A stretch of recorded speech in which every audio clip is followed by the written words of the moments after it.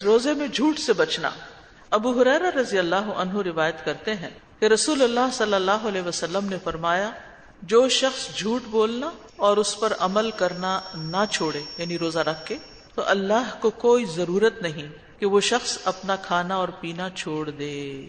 یعنی جو شخص روزہ تو رکھ لیتا ہے، حلال کھانا پینا چھوڑ دیتا ہے، لیکن حرام کاموں کا ارتکاب نہیں چھوڑتا، تو ایسے شخص کے روزے کا فائدہ کوئی نہیں۔ یعنی جو روزہ رکھ کے گناہ نہیں چھوڑتا، خالی جھوٹ بولنا نہیں بلکہ گناہ نہیں چھوڑتا، روزہ رکھ کے تو غیبت اور بہتان، زنا کا الزام، گالی گلوچ، لان تان کرنا، لعنت ملامت کرنا اور اس طرح کی دیگر باتیں نہیں چھوڑتا جن سے بچنا لازم ہے، تو پھر اس کا روزہ نہیں۔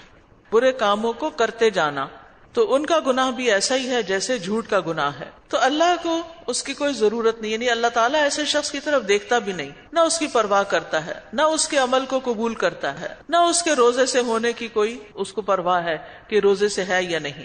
تو روزے کا اصل مقصد کیا ہے؟ کھانا پینا اس لیے چھوڑنا تاکہ نفس کی شہوت ٹوٹے، نفس امارہ مطیع ہو، اور اگر نفس امارہ ہی مطیع نہیں ہوا، حرام کام ہی نہیں چھوڑے، تو پھر روزے کا کچھ فائدہ نہیں۔ اور پھر خاص طور پر جھوٹ کی جو ممانعت یہاں آئی ہے وہ اس لیے بھی کہ جھوٹ ساری خرابیوں کی جڑ ہے، یعنی کسی کا دل خوش کرنے کے لیے، کسی کو دھوکہ دینے کے لیے، کسی کو بے وقوف بنانے کے لیے غلط بیانی سے کام لینا۔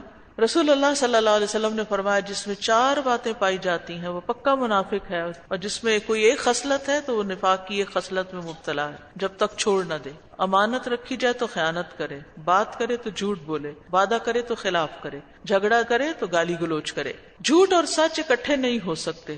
پھر اسی طرح مذاق میں بھی جھوٹ بولنے کی ممانعت ہے۔